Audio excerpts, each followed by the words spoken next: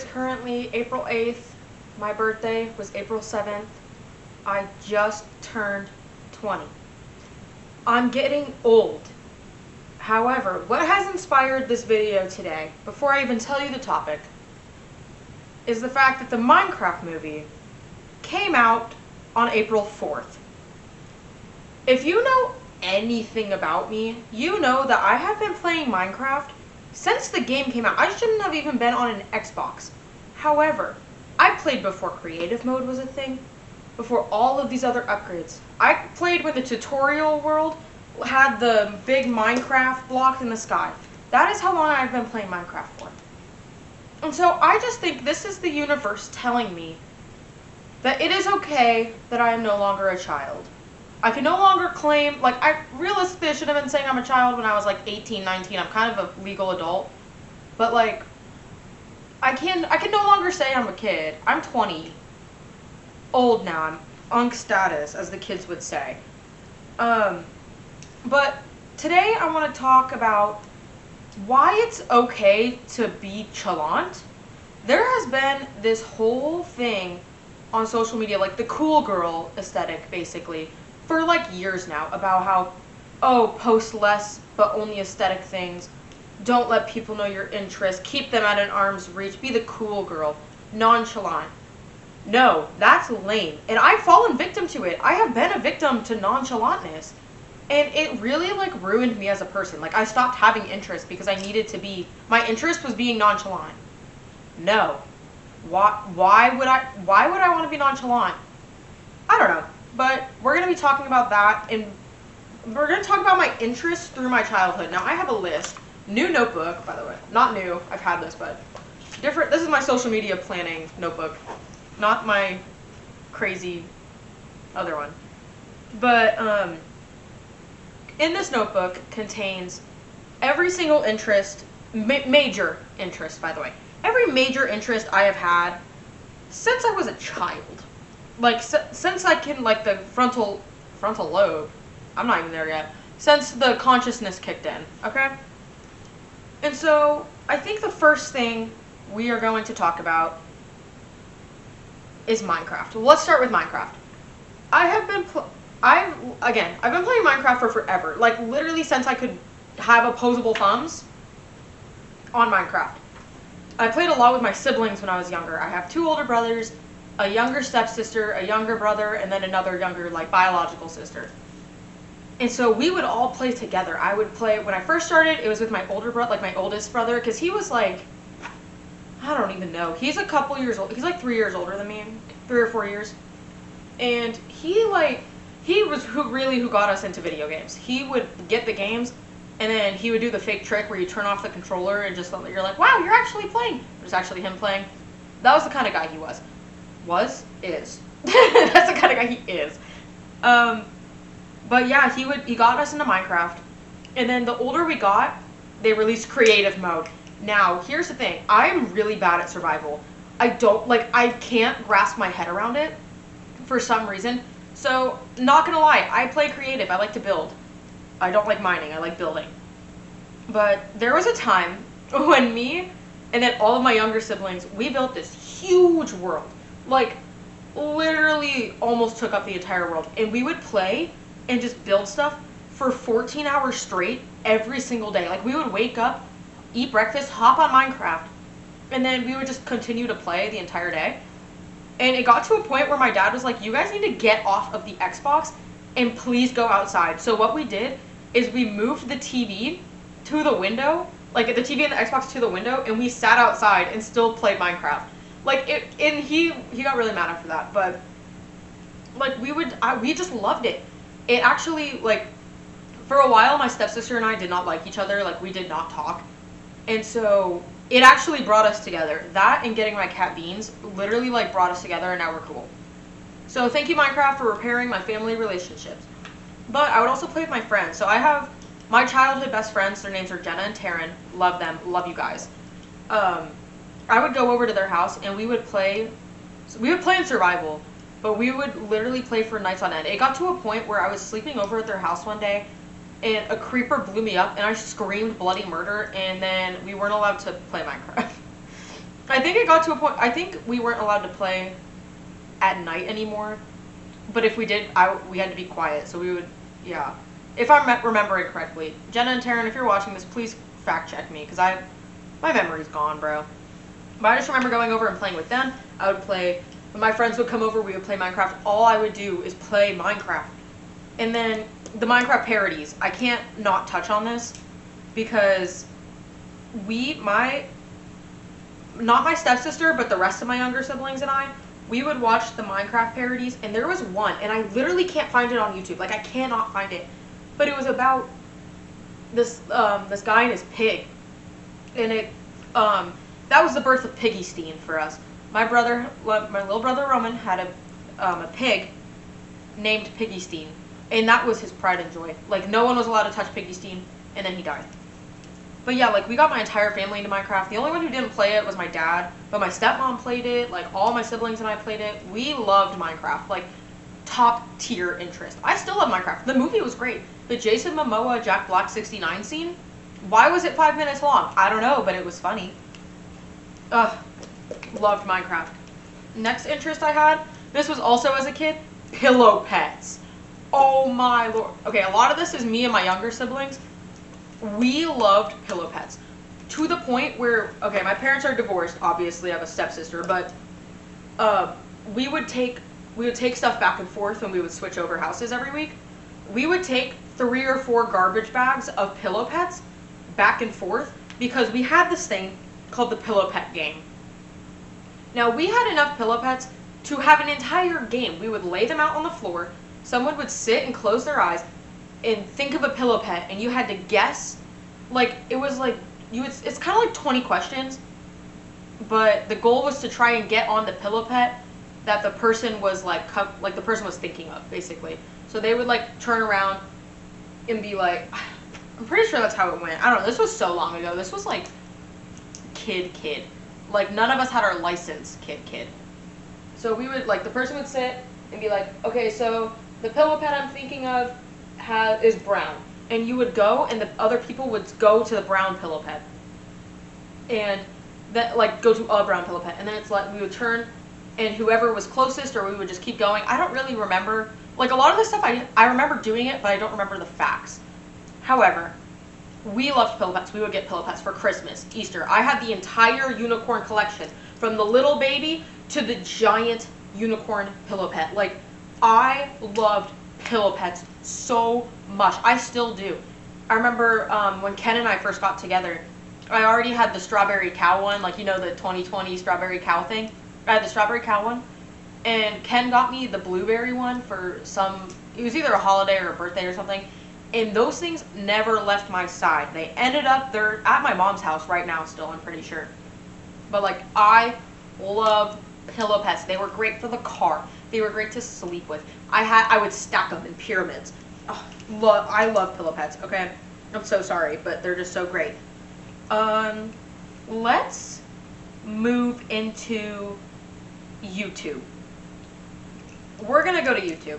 So when I got an iPod when I was about 6 years old, and one of the first apps I had was YouTube. Because I was 6 in 2011, 2012-ish. So right as YouTube was starting to grow, I loved beauty YouTubers like RCL Beauty, Alicia Marie, Nikki and Gabby. I watched them. I still watch YouTubers like that to this day. Fernanda Ramirez is one of my favorites right now. Like, I love the lifestyle beauty influencer group. I don't know why. It doesn't match my vibe at all. But it's a secret, it's a secret love of mine that I have just been holding in for the entirety of my life. I love them so much. Like, I remember watching RCL Beauty when she was dating that one guy. And then they had, like, the divorce video, and it was really sad. They weren't married, but, like, that was such a sad watch for me. I don't, like, ugh. But then, like, Alicia Marie and Nikki and Gabby and all of them. Wengie was a big one of mine, too. I loved, like, the lifestyle tips. I ate up those silly DIY with, like, the red 40 Kool-Aid. Like, and then when Nikki went on TikTok, like, I think it was, like, a couple months ago, and was exposing the secrets of Nikki and Gabby, I was in distress. when I love something, I love it really hard. And when my heart shattered, like my 12-year-old heart was in shambles when I found out that a lot of Nikki and Gabby wasn't real. Like the fact that they didn't live in LA. I wanted to go to LA so bad because of these beauty YouTubers. I'm so easily influenced by people online. I just love them. This whole video is just gonna be being like, oh yeah, that one thing, I really loved it. But I would stay up late and I would watch all their videos and I would take notes as to what I should be doing in my real life from the videos. And it influenced me as a person 100%. But you know what? They're baddies still. They're still baddies to this day. I follow them all on TikTok. And you should follow me on TikTok. Link in the description. But YouTube is such a fond place of mine. I love YouTube.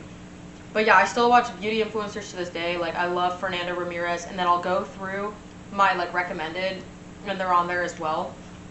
Another YouTuber I love. Okay, this was more 2016. Trisha Paytas and Shane Dawson. Okay, I know Shane Dawson isn't popular anymore because he likes animals a little too much. However, the conspiracy videos, the videos with Ryland and I don't remember the sister's name. Though, I loved those videos. I remember when the conspiracy ones would come out, I would get out of dance class at 8:30. I would rush home and I would watch the conspiracy videos every day. I remember vividly, so the way our house was set up, we had our kitchen, and then there was a sunroom. I don't remember, I think we called it the sunroom. But there was our desktop computer was in there. Oh my gosh, I would sit there and eat my dinner, because everyone else had eaten at this point. It's 9 p.m. I would eat my dinner and just watch Shane Dawson YouTube on repeat. I remember when his Chuck E. Cheese video came out, that really got me we should never go to Chuck E. Cheese again. I was 10, 11. Why was I didn't need to be at Chuck E. Cheese, but whatever. I was we can never go there again. We got to be wary of everything in the world. There's lizard people and underground tunnels and all this stuff. Oh my gosh. It was so bad to the point where I tried to convince my mom for months on end to buy me the Shane Dawson eyeshadow palette, the Jeffree Star collab. I was in love with those videos. Same with Garrett. I still go back and watch Garrett's videos sometimes because he's so funny. He's just so funny and wacky, and that's kind of who I am, I guess. But his videos are funny. Shane Dawson's videos are funny. I still do the thing so often. Ken and I will go around and be like, Rylan, bring me my diet root beer. Something just. It really shaped me. It shaped me as a person. And Trisha Paytas, I love Trisha Paytas to this day. Trisha Paytas has my heart and soul. I was a child when all of her controversy was happening, but her mukbangs, I would eat in my room. Okay, so this would also be after dance, but if I wasn't watching Shane Dawson, I was in my room on my iPad watching Trisha Paytas mukbangs because I wanted to feel I wanted to be the audience for her. I wanted to be the people eating alone, watching her videos, eating with her. It was so great. It was such a great time. I'm thinking about it, I'm wow, I had a really cool childhood being online at such a young age. There's some negatives there, but we don't have to get into that. But there was one time when I was watching, I was Trisha Paytas came out with a new mukbang, and I wanted to watch it at dinner so bad, and my mom was I had my headphones in at the dinner table, and I was just eating, and my mom was you have to turn the phone off, we're having family dinner. And I'm but Trisha Paytas, please, it's Trisha Paytas. She doesn't get it. It's okay though, love Mary, but Trisha Paytas, I love her. I want to see her on tour so bad. She didn't come to Oklahoma though, and I wasn't going to Texas.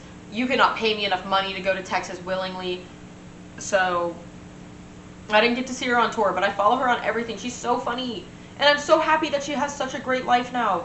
I remember watching her when I was a kid and being wow, she's really going through it. Her crying on her kitchen floor to Hamilton or whatever that meme is. I remember watching that video and being wow, she probably is having a really tough time. And now I see her and she's married and has 2 kids, and I think is pregnant again. I think she has another kid on the way.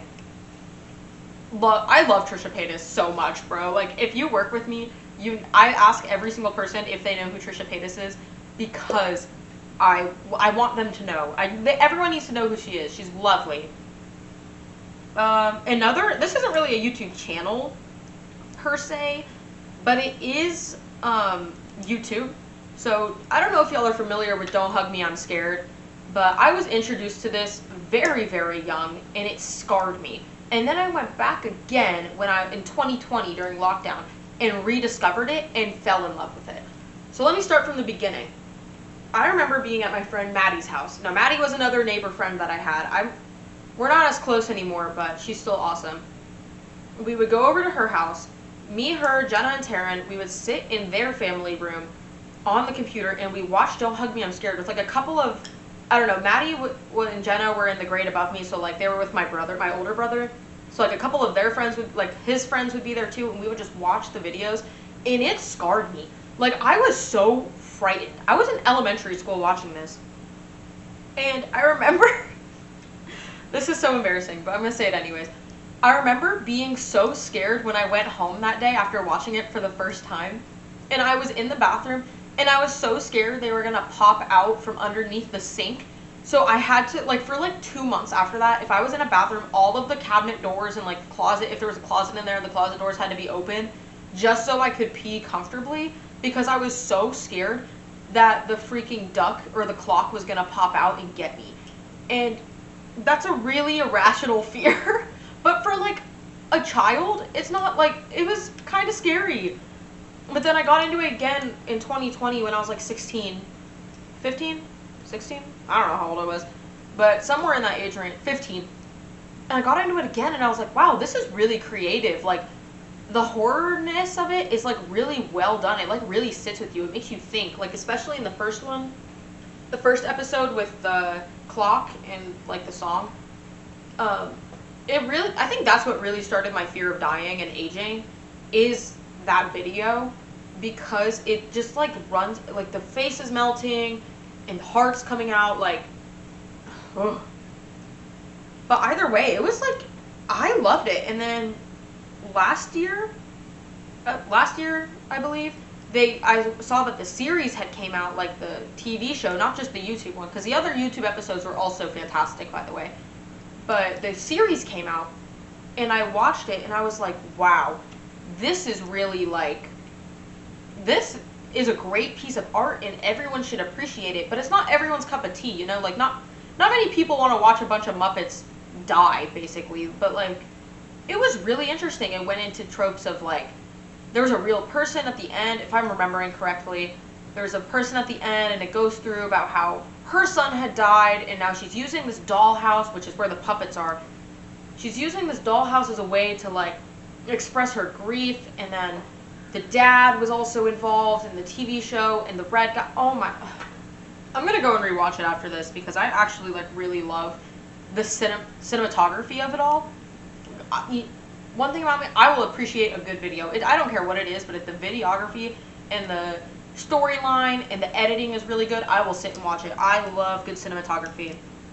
But Don't Hug Me, I'm Scared really, like, it kind of scarred me as a kid, but it also kind of introduced me to horror movies, because I didn't really, like, I wouldn't say I watched horror movies when I watched it at first, because I was, again, a child, but I really loved, like, I really grew a deep appreciation for horror movies. I loved being scared after watching that.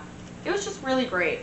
You know, and then I would watch the film theory videos. That's not on my list, but that's another YouTube channel I would watch a lot, was Film Theory.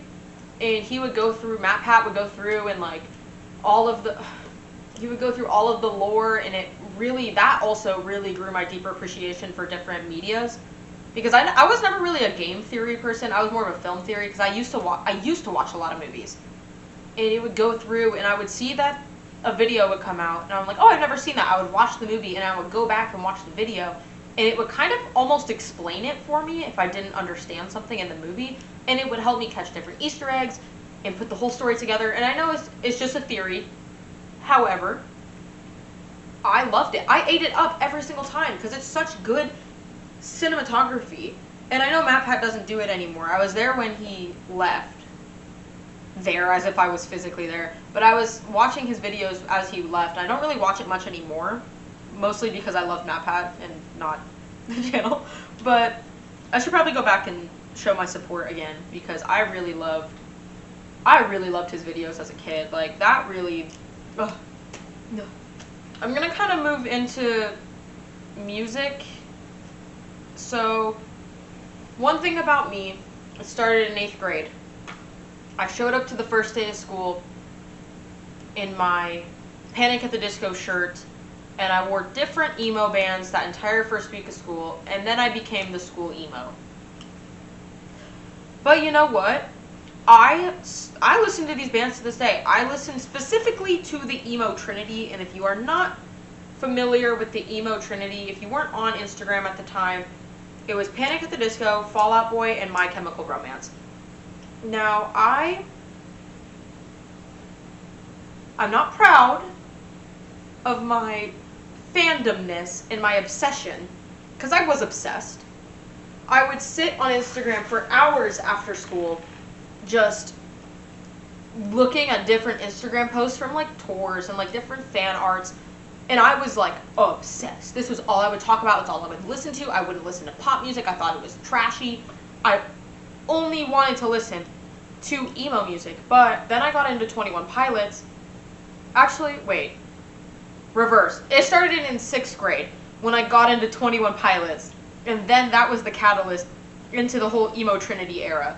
And I ended up seeing Panic at the Disco on tour. If I have a picture, it should be in one of these two corners. But I remember I went to their tour, the Panic at the Disco tour, and then I remember defending Pray for the Wicked so hard. And like, okay, I'm still gonna say, some of the songs on there are bangers.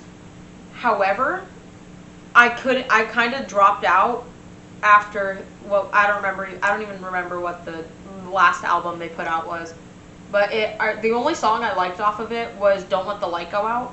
Viva Las Vengeance, that's what it's called. Or maybe that's a song, I don't know. But that was the last, like, that's the only song off the album I liked, and I was like, okay, I can't support this music anymore. Bro's like ripping out his vocal cords, trying to hit these high notes. And he had, like, I don't know, but I love, Panic at the Disco is my main one. But that's like the main one for every preteen trying to like have an alternative interest, I guess.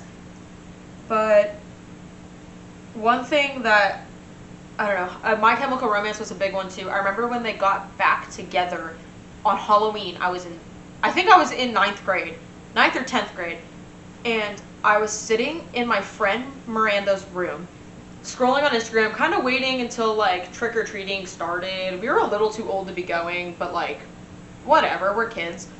And so I was like scrolling through Instagram, and I saw that My Chemical Romance had posted that they were back together and they were going on tour.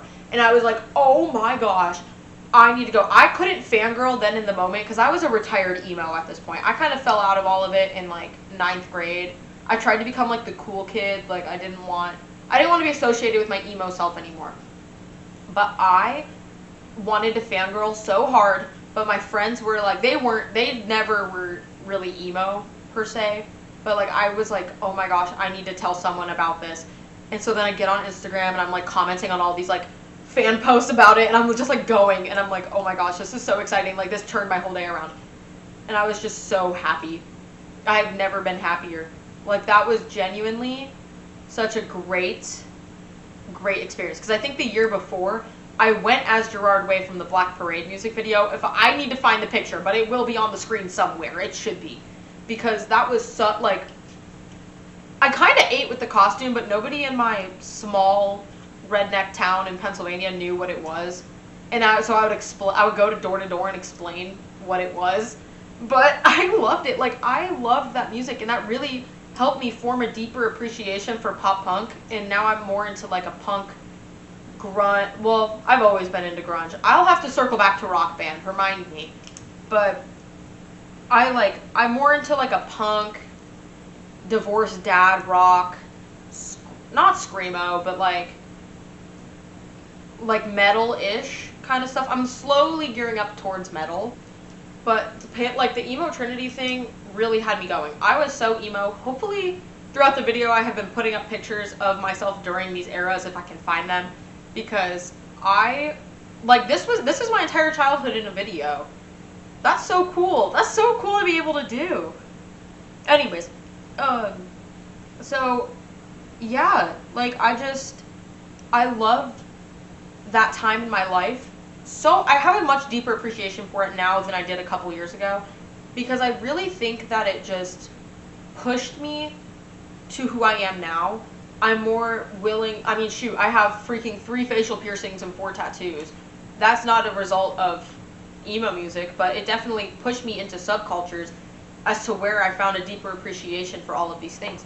And it also really got me into concerts. I love concerts. Again, I should circle back to that as well. But we're gonna go talk about Rock Band now, because Rock Band, I don't know if y'all are familiar with Rock Band, but my dad loved Rock Band. We would have Rock Band nights where we would play. I remember meeting my stepmom for like the 3rd time, I think, somewhere around there, and we played Rock Band the entire night. Like, loved Rock Band. I loved it so much. And so did my entire family. We would sit and we would play for hours. I was always the guitarist or the singer. I liked the drums and the bass, but I was mostly guitar or vocals. I cannot sing. However, I was hitting those notes. I remember playing rock, like, I kind of got back into it a little bit during quarantine, but my family at that point was like, why are you playing Rock Band? Just come play Fortnite with us. And I was like, oh, okay. But yeah, I don't know. It was like Rock Band, it introduced me to a lot of bands. Like, it introduced me to Nirvana, which is also another catalyst into the music I listen to today. But Rock Band, it just created so many family memories for me that, like, are just now resurfacing as I'm talking about my childhood. And Rock Band was there for a lot of them. And there's a video of me on my dad's YouTube. It wasn't Rock Band, it was the American Idol version of Rock Band. But there's a video of me on my dad's YouTube. If I find it, if I find it, I know where it is. But I will link it down below. And it's me singing Copacabana at like age 3. Because I just loved singing. Like, I love music. Music has always been such like a push throughout my childhood. Like, mostly my dad, would push music onto us as kids. Like, he wanted us to be, I guess, like, well-versed musically, maybe. I don't know. We listened to a lot of music, though. And it really, he very much influenced my music taste, because he would make us play rock, or he wouldn't make us, he would play Rock Band with him, and I would learn all these songs. And then as I got older and, like, rock became, like, kind of cool, like, to be kind of the cool, like, rocker type vibe, I already knew all the songs. It was so great. Like, I already had all of this background knowledge on it. But anyways, Rock Band is a terrific video game, and if I can get my hands on it again, I know what I'm going to lock myself in my house and play it. We could talk about concerts real quick. So, my first concert, I was in 7th grade, I believe. My stepmom and her friend went to this festival. It wasn't a festival per se, but it was definitely, there were a couple bands. I don't remember the first 2 that played. I remember the one wasn't good, the other one was okay. Then Walk the Moon came out, you know, like the Shut Up and Dance With Me people, and that was so fun. Every time I hear that song, I'm like, wow, my first concert. They were fantastic. And then 30 Seconds to Mars was the headliner. Now, again, I had my previous rock knowledge from Rock Band. I was kind of already getting into my emo phase a little bit. Like, this was like this was going into my 8th grade year, so I'm kind of already forming that, like, alternative vibe, and I'm listening to 30 Seconds to Mars, and I'm like, wow, this is incredible. And then, you know what he does? He says, if there are kids in the crowd, come up on stage. He says something like that. And I look at my stepmom, and she's like, go! Like, literally go. And I was like, is this something I'm supposed to do? Is this normal? And she was like, no, but go and take the opportunity. And you know what I did? I got up on stage, and I know I have that picture somewhere, and I took a selfie with Jared Leto. And that is my prized possession. And I have been so close to Jared Leto. I am not even one person away, 1 degree of separation. I am the degree of separation away from Jared Leto. He was incredible that night. Like, I think about that concert a lot, because it is just fantastic. Like, it was fantastic. And then I think I went to a couple other ones with my dad after that. He took me to see Catfish and the Bottlemen and Snail Mail, all these other kind of, like, grungy bands. And then I got my 8th, this was also in 8th grade. I got really into Um, what was the band? Why am I blanking? I don't know how, but they found me. I got really into them because when I was doing my doom scrolling on emo bands, I remember I was like, oh, Dallin Weeks was part of Panic at the Disco. And then he then made his own band, and I found it, and I was like, wow, this is really great. Like, I'm really loving this. I have seen, I don't know how, but they found me in concert 3 times. I went to Rochester twice. I went once my 8th grade year, because I remember my stepmom's brother was the one who took me. And I was like, because no one else in my family wanted to go. And I was like, I need to go to this concert really bad. And I was like, Uncle Adam, please just take me to this concert. Like, I will babysit for you for free. He has a daughter of his own. I was like, I will babysit her for free for, like, however long you need me to, if you just take me to this concert, please. And he was like, oh, of course, like, I'll take you. So he checks me out of school, and we go, and I'm literally front row. And I'm like, oh my gosh, this is incredible. I'm having the time of my life. Incredible show. And then I don't remember when else I went. I went again. Wasn't my sophomore year. I think I might have went again my freshman year. I went again to Rochester, and same venue, again, fantastic. And then I went again my junior year. That was the last time I saw them. I went to Pittsburgh this time. And again, they were incredible. Like, it was just such an incredible concert. Like, I love their music so much. And that was another band that, like, really was, like, I found it groundbreaking. To my little teenage brain, they were groundbreaking. It was a mix between, like, it was emo, but it was alternative, but it was 80s, but it wasn't. And I loved them. I kind of fell off a little bit, I'm not going to lie. But that's who I've seen the most. My freshman year, I believe it was my freshman year, I saw Panic at the Disco in concert, as I said. And then I've been to so many. Where else have I gone? I saw the ones that I'm trying to see the ones I can remember. I remember seeing Bastille, like the Pompeii guy. I saw him when I was in Oklahoma for orientation. We stopped in Tulsa and we saw him. He was incredible. I've never really been into Bastille's music, but, like, oh my gosh, he put on an incredible show. It was great. And then I went to Owl City my freshman year of college. I went to the same place I went in Tulsa, saw Owl City. Now, that concert low-key made me really upset because the people I was with only wanted to see Fireflies. And there's another song that they have called Vanilla Twilight that I love. I love it. It is such a great song. And it was the last song that they were going to play. I found the set list. It was the last song. And then they all they were like, okay, well, we're going to leave after Fireflies. And I'm like, okay, well, I can't exactly get back to Stillwater that quickly. Like, I don't even have a car. We all took the same car. So I was like, okay, fine, we'll leave. And then we got booed as we were leaving because, like, a lot of people went, I guess, to go see Fireflies, and that was it. And then we were literally getting booed as we left. And I was really upset. I wanted that. Like, I wanted to be there for the entire concert because why would I go for one song? If I'm going for one song, I'm seeing the entire concert and finding new music. Anyways. Then again, my freshman year in February, I saw Chapel Roan. This will forever be my greatest concert ever for the sole fact that it was pre-Good Luck Babe. It was before she blew up. My tickets were $30 a piece. And Ken and I went and we saw Chapel Roan perform Good Luck Babe pre-release. No one was singing. No one even knew what the song was. And her concert was just phenomenal. The drag queens were fantastic. Everyone who performed was wonderful and beautiful. And the entire vibe of the room was so refreshing.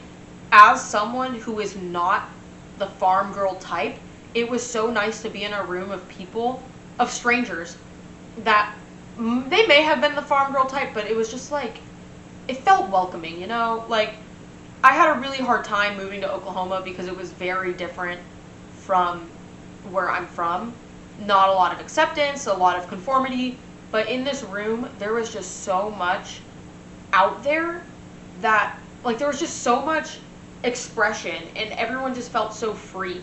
And it was just so nice to finally be in a place where I felt like I could be myself without having to worry about conformity. In Chapel Roan, I will forever love you for that, Miss Girl. thank you so much for that concert, honestly. I don't even know if you remember being in Oklahoma City, but it was genuinely so refreshing because I know she's from Missouri herself, so she gets the whole conformity of this Midwestern, Southern area. But I love that, like, ugh, I have such good memories from it. And then after that, who else did I see? I saw Joan Jett we're getting in my sophomore year now. I saw Joan Jett in September, October, somewhere in the fall. Oh my, I took Allison to that one. It was her first concert. She loved it. I have never seen Allison so enamored by an experience before seeing Joan Jett. Now, I love Joan Jett. Joan Jett has been a part of me since my rock band days. I have loved Joan Jett. And we went and we saw her, and that was a fantastic concert. I was so in love. Like, I was mesmerized. And it was just such a great, I have my zip up and everything that I got from her merch because I loved it. I loved it so much. It was so good. Oh, I'm forgetting one. So before Joan Jett, there was, it was another kind of festival, but not situation.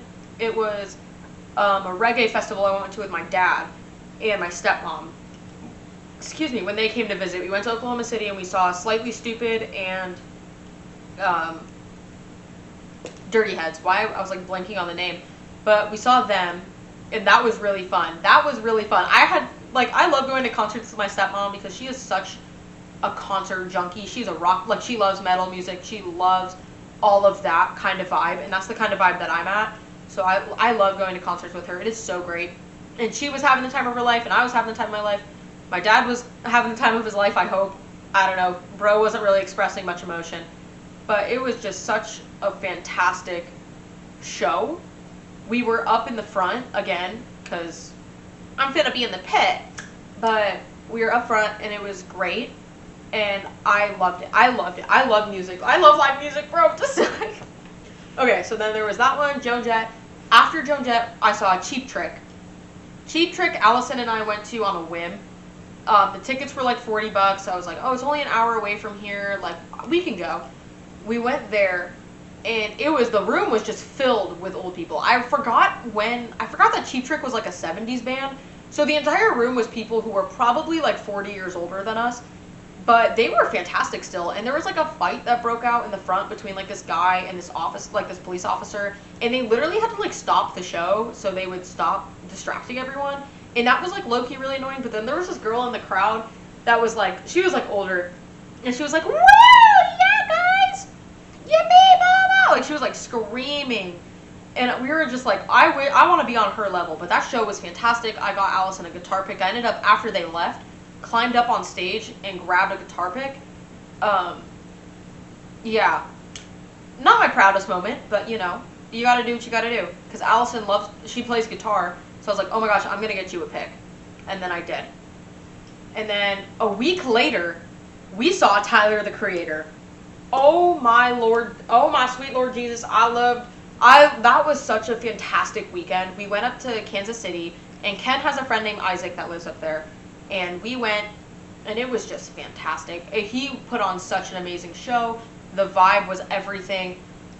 We were in the stands. We were in like the lower bowl. It was still so fantastic. I've never screamed my heart out so loud. I've never sung so loudly than I had when I was at this concert. And it was genuinely fantastic. Like, I think about it all the time, and I'm like, that was a really good time in my life. It was like 2 months ago, but it was still such a fantastic time because he was supposed to play in Pittsburgh, and I was supposed to go to that like during the Call Me If You Get Lost tour. Canceled it, and I was like, this is my redemption. I have to get these tickets. When I was buying the tickets, I was at my internship, and we were cleaning out the storage room, and like my coworkers this is like their full-time job, they're like, what are you doing? And I'm like, I had my laptop in the storeroom, and I was like just hitting the refresh button. I'm like, tickets for Tyler, the Creator goes out. I have my credit card ready and everything, and they're like, what are you doing? And I'm like, just trust. And I got the tickets. Me, Allison, my friend Abby, her boyfriend, Ken, Isaac, we all went. It was so great. That was such a fun weekend. Like, I haven't had a fun weekend like that in a hot minute. And then after Tyler, I think that's it for like big name bands. But this weekend there was this thing called Stilly Stock, and there's a bunch of local bands came together and played. And I went with my family, but I met up with Allison and my friend Maddie, and that was fantastic. Like me and my sister were vibing. She's not really like a alternative girl. She's a pop girly for sure. No shade. Love the pop girlies. But she was kind of into it. Not. I think she was just happy to be there. Like, you know. But Maddie is a huge rock junkie. She loved it. She was crowd surfing, moshing, all of it.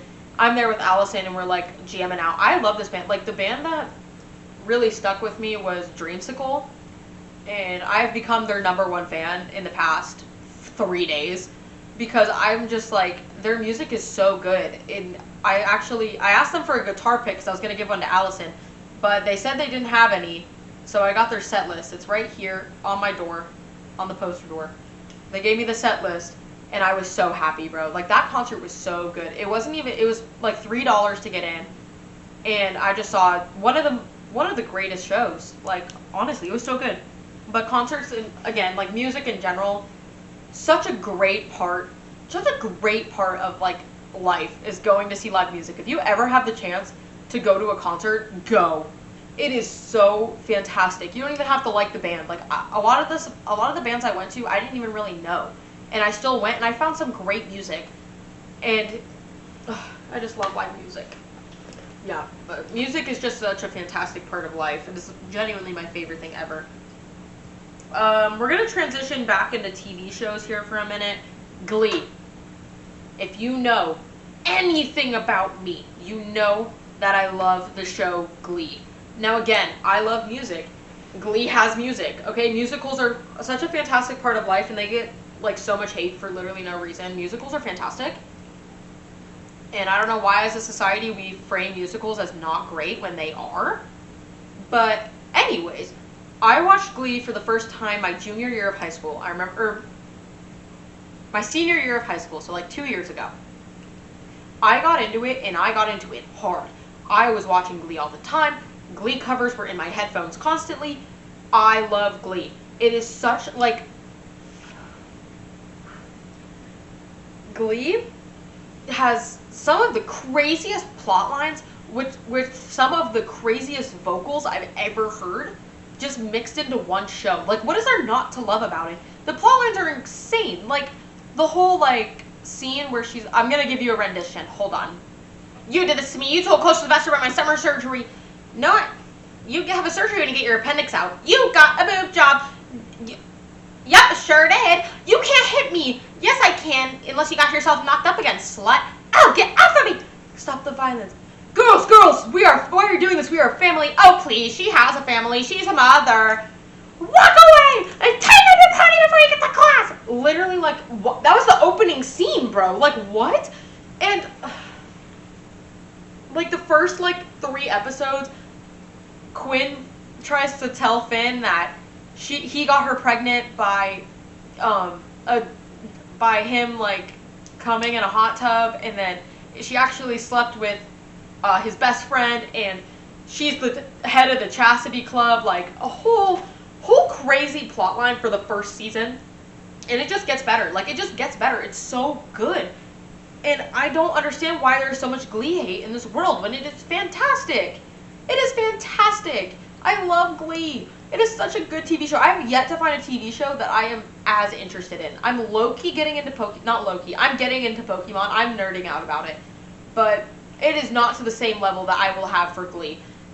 Glee is just it is such a fantastic show. I stopped watching after I got halfway through season 6, and I just couldn't do it anymore. I was just so like, this isn't good anymore. But like the first like 4 or 5 seasons are just fantastic. Like, such great works of art that it moves so quickly. Like,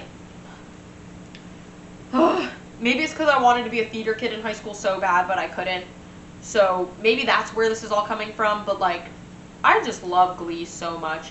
There's just so many things I quote daily from Glee. Like when not Finn. Well, yeah, Finn. But when Rachel asked Finn, she was like, "Let's get married," and he's like, "But I have gym." Literally so funny. Like, it is such a funny show. I love Glee so much. Like, oh my lord. But I have the Glee season 1 on DVD. I found it at the thrift store, and I went in not buying, like, I was like, I'm not going to buy anything. We're here for Allison. And then I was like, oh no, I'm buying something. I need to buy this right now. I need to buy it right now. It was just, I love Glee. I have 3 Glee CDs, bro. Like, the plot line is so good. Like, it was really ahead of its time, like, sexuality-wise. It was just fantastic. Sue Sylvester, my queen. Glee really just has a huge place in my heart. Okay, we're gonna transition into, like, food now, because I'm a big back. I'm sorry. I'm a big back. So soda has been a part of my daily routine since I was a child. Hence the Diet Dr. Pepper. But I have loved soda since I was a kid. I think I just love fun and interesting textures. Well, no. I'm not going to say that. I like carbonation, and my parents used to buy, well, my mom used to buy soda for me. My dad is kind of an almond mom. But my mom used to buy us, every week when we would go to her house, we would go to the store, and we were able to get 1 bag of chips and 1 soda. And that was it for the week. And I loved soda so much as a kid. I ended up switching to diet because, like, Baddie is trying to get her gym gains, and my teeth aren't great as is, so, like, I don't want to keep putting that much sugar in me because my teeth aren't great. But it was like, I love soda so much. Soda is so great. It is such a great drink. I know it's not good for you, and I know it's probably going to give me kidney stones or cancer or something, but I love coming home from a long day of work and just cracking open a soda. It is so great. I've always loved soda. We used to have this thing. We had a Circle K in our town, and we would my dad would let us get soda, but we would get one Polar Pop a week. It was a 32-ounce thing of soda. We would get 1 a week, and I loved it. I loved it. I loved it. I loved soda. I love all the different flavors. I love the carbonation. I love trying the new flavors, like the Dr. Peppers and the Cokes. I love trying the new flavors. The blackberry one, mid. Coconut, you got me there. That one was fantastic. I love soda so much. I literally drink soda every single day now. I drink a soda because it's just such a fun and interesting texture. And I drink enough water to cancel it out, okay? Like, I drink 2 Stanleys a day, so don't be like, you're not healthy, you're drinking soda. I drink 2 Stanleys a day. I'm sure the sodium is getting out of my system. However, I love a crisp soda. Restaurants, I'm normally, unless it's breakfast, I'm getting a soda, okay? I don't care about the price. I will pay $4 for a soda at a restaurant, but it's just, fountain drinks are so good. I used to get this, we had Sip and Save at our Circle K, and I bought it. It's $10 a month, and you can get 1 soda or a coffee per day, and I would go and get a soda every day. I would sneak it into my house, and I would drink it every day. It was so good. I love soda so much.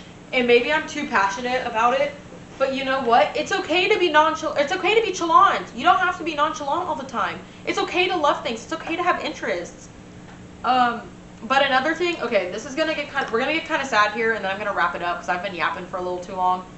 But sad, but not sad anymore. MyFitnessPal. I was a chunky kid, okay? I'm still kind of chunky, you know? I'm not the skinniest person in the world, but I'm also not, like, I don't know, I'm like in a weird middle area of where I want to be right now. But MyFitnessPal had a grip on me as a child. I remember when we wanted to download something on our iPod, we had to get our dad's password. And I remember being like, Dad, I was like, I wanted to download this app. And he's like, you don't need MyFitnessPal, you're 7. And I'm like, yeah, or I think I was like 11, but I was like, yeah, but it's good I was like, I want to learn more about nutrition. Yeah, nutrition, all right. Anorexic ass. But I downloaded MyFitnessPal. I ended up deleting it, and then I re-downloaded it again recently because I'm trying to. I don't want to be spreading nutrition information on here. That isn't true. This is just what is working for me. I don't want to have this conversation. I don't want this to come off as fact. This is fact for me only. Just putting that out there. However, I have re-downloaded my Fitness Pal like a month ago because I'm trying to just watch what I'm eating better. I work at McDonald's. I eat McDonald's 4 days a week. It's not exactly helping me health-wise, so I'm trying to at least calorically decrease what I'm eating there, so I'm not like eating more than I need to per day. But I remember I downloaded it and it was like, oh, you have an account. And I'm like, oh yeah, I did have an account. And I looked, I was, I think 11. I had in, my weight was like 83 pounds or something. And I was like, I want to get down to 60. And I looked at that and I started sobbing because why, as an 11-year-old girl, was I was like 80 pounds, bro. Why did I need to go down to 60? Yes, I was a chunky kid. But like, that's so sad. Like, I looked at that and I was like, oh my god, like, what was I going through that I felt like, who was telling me I was fat? I do know, but I'm not gonna get it. That's too much trauma dumping for one day. But like, who was telling me that I was fat as like an 11-year-old that made it so I had to download my Fitness Pal and put in that I wanted to lose 20 pounds as an 11-year-old? Like, what? But anyways, I got it again and I've been loving it. Okay, it tells me the nutrition I'm eating. I love data. I love knowing what's going into my body. So, like, I'll put in everything I eat, and it'll tell me calorically where I'm at for the day. If it says I have like 50 calories left and I'm going to get ice cream with my friends, I'm not going to be like, no, I don't need to get the ice cream. I'm still going to have it. But it's at least telling me, like, the vitamins I'm getting, the amount of sodium I'm intaking, like, all of this stuff. So it's been a useful tool now that I'm old enough to have an appreciation for it. But why was 11-year-old me trying to lose 20 pounds? Who hurt you? The dance industry. That's what hurt me. But I don't know. Like, I have a deeper appreciation for it now than I did as a kid. Because without getting too much into it, I was like, I should not have been having that at 11 years old. Okay, like no one should have a dieting app at 11 years old. I don't care who you are. But I think that's where I'm going to wrap it up. Turning 20 is scary. So I just kind of went through everything that has shaped me up until this point. I'm really trying to cope with the fact that I'm getting older. I'm only 20. I'm still young. But like, I feel like a lot of social media has put out that if you are not a teenager, you are old. And that has been like really hard for me to like break out of because I'm just in my head, I'm like, no, I'm so old. I'm getting so old. I need to stop doing these things that I like to do because I need to grow up. I need to be an adult. It's okay to nerd out. You're okay to have, it's okay to have interests. And I think that's something that myself and everyone needs to hear. It's okay to have interests. Your interests don't only need to be the gym and your education. You can have interests outside of that. You can have hobbies. It's okay. Like, one of my hobbies is making videos. I love video editing. I have main character syndrome. That's why I make my own videos. Like, it's okay to have interests and it's okay to be a nerd. You don't have to just sit and doom scroll and that's all you do. You're okay. It's okay to have hobbies. It's okay to go do fun things. Maybe I'm just saying this all out loud for myself to like just kind of give myself peace of mind. But who knows? Maybe someone out here who's watching this needs to figure out that it's okay. Everything is okay. You are allowed to have hobbies. You don't need to just be nonchalant all the time. It's okay to it's okay to show appreciation, okay? And with that, I'm gonna end it. Thank y'all for listening if you stayed till the end. If you did, please give this video a thumbs up, subscribe, join the family of 13. I got 13 of y'all. We're trying to get more. But I really do appreciate your time and your attention for listening to this video. I hope you have a fantastic rest of your day. Live, laugh, love. I'm 20 now. Yay!